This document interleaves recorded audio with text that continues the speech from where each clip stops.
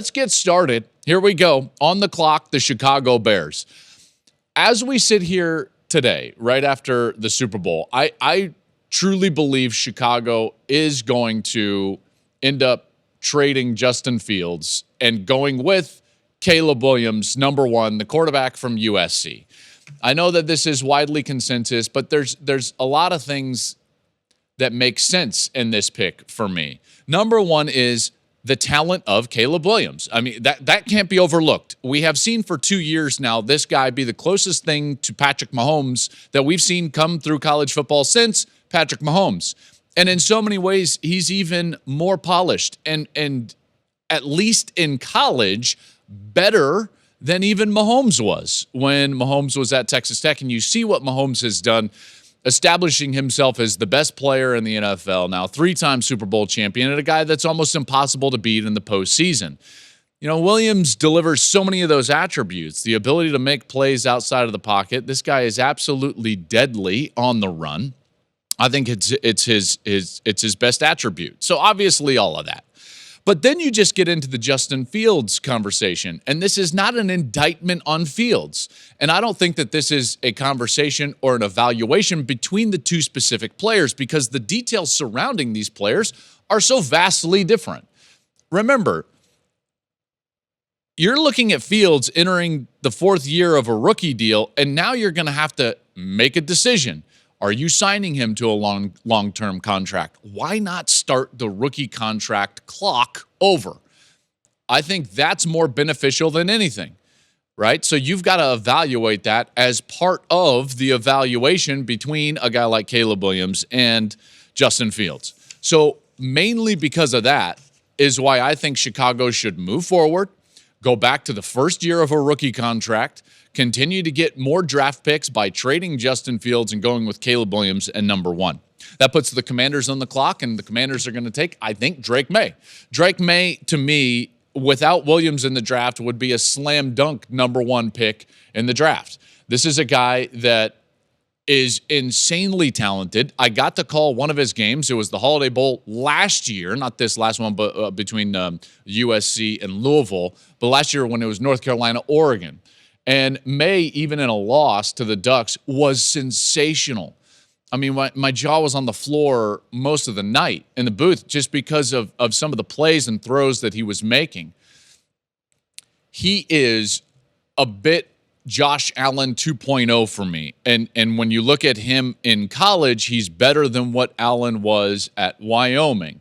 He's big. There is some athleticism in the pocket, but then his ability to get the ball out and on target, I think, is pretty exquisite. Kingsbury is their new OC. Sam Howell led the league in picks this year with 21. This is an opportunity to, again, get at the beginning of a rookie contract and get a guy that's insanely talented. The Patriots now at number 3. So the Patriots have to go quarterback as well.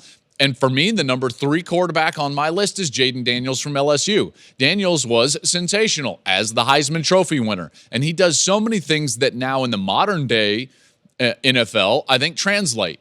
10 years ago, I think there would have been a bigger debate surrounding Jaden Daniels. One, because it's not like he's the biggest quarterback I've ever seen in order to be mobile. But his mobility and athleticism, along with his ability to attack down the field, throwing the ball in intermediate and downfield zones, that combination makes him very attractive to the next level. I think it's pretty obvious New England has been searching for a QB. Mac Jones is not going to be the answer. He was benched for the last 6 games for Bailey Zappi. And neither of those guys is the future. So the future in New England, at least for my seat, looks to be Jaden Daniels, the quarterback at LSU. Number 4, the Arizona Cardinals.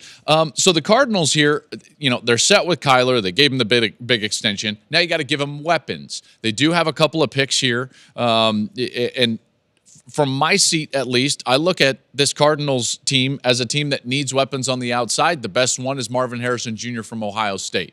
I think that's a pretty easy pick. You know how I feel about him. I think he's the best non-quarterback in the draft. That's an easy selection for Arizona. Then Jim Harbaugh is on the clock with the LA Chargers. And this is one of those that gets interesting to me. I think it's pretty easy to do the first 4, but then the Chargers, it's like, well, where do the Chargers want to go? Do they want to go defense? Do they want to go offensive line? Or do they want to get Herbert a weapon?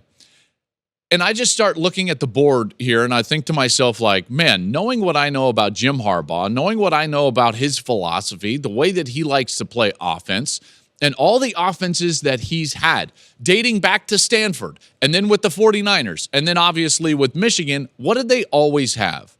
A versatile group of tight ends. Brock Bowers to the Chargers. Come on.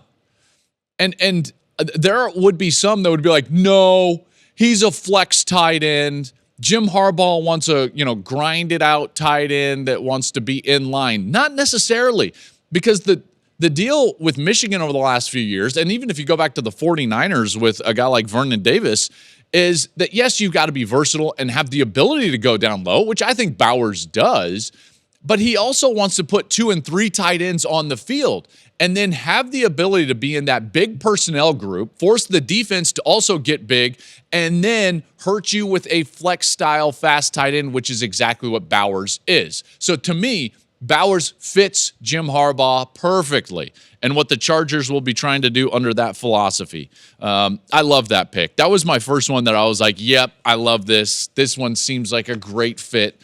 Bowers under Jim Harbaugh. Giants at 6. Between Rome Odunze and Malik Neighbors, I think they're going wide receiver here. Giants need playmakers. I personally would take Odunze. I think he's phenomenal. This guy is bigger than you think he is. He is a really good route runner. And if not for what I would categorize as a generational talent in Marvin Harrison Jr., I think Odunze would widely be considered the best playmaker at the wide receiver position in the draft. So I like Odunze to the Giants. That leaves the Titans on the clock. And the Titans, they gave up the 4th most sacks in the league last year. And this draft is heavy on offensive tackles. This is one of the things that I really love about this draft is that we've got a lot of quarterbacks. We've got very good wide receivers, and we've got a really good, deep group of offensive linemen. This has not been the case in every single draft, and this year, certainly, you've got a good, deep group of offensive linemen. And because of that, I do think that there's going to be some differences and variance in the way that teams evaluate these players. I don't know if there is a surefire number 1 offensive tackle based on their differences. I think teams may evaluate these guys a bit differently. Now, it would surprise me a great deal if Joe Alt were not one of the first 2, at least, on the board. I think he's going to be a consensus up there in the top 2. He's my top tackle, so I like Joe Alt from Notre Dame going to Tennessee there with the number 7 pick. Falcons, they need some edge help. I like Dallas Turner as my best edge rusher, so I've got Dallas Turner from Bama. He's going to Atlanta, and he stays down in the South, and he'll be a Falcon. Now the Bears back on the clock, and this is what's interesting from this standpoint, because now, at least in my draft, you've got Caleb Williams. And with Caleb pulling the trigger, you need guys on the outside. Now, Harrison and Odunze are already off the board. So could you be, and Bowers for that matter. So you're like, well, is it really going to be deep enough at the skill position to continue to go down that rabbit hole? I think it is. And again, Malik Neighbors from LSU is a really great player. So giving Caleb Williams more help on the outside. He's able now to pair up with DJ Moore, and now you've got something on the offensive side. And to be fair to Justin Fields, something that Fields never really had was an adequate group on the outside that could really go and get it. So Neighbors to the Bears, and now the Bears in the top 10, their 2 picks, they're going to trade Fields, potentially get more picks. Maybe they package that number 9 selection, which they got from Carolina for last year's Bryce Young. Maybe they package that one, but they're going to have multiple picks. So now all of a sudden you're sitting there, you're going to get more picks. You've got more depth. You've got more rookie contracts, and you've got Caleb Williams and Malik Neighbors. I think Bears fans would be pretty excited about that. 10th pick, the Jets. Jets. I think you got to maximize these years. You're going to get Aaron Rodgers back. You got to be able to protect him. This is a good enough defense. Garrett Wilson's still on the outside. Like, if you can protect this guy at all, the Jets should be pretty good. The Jets should be a playoff team. And because of that, I like Olu Fashanu from Penn State. I got to cover him a bunch. Wonderful human being. maybe a better player, maybe a better human than player, but vice versa, he's still great in both categories. And this is a guy that I still think is just scratching the surface.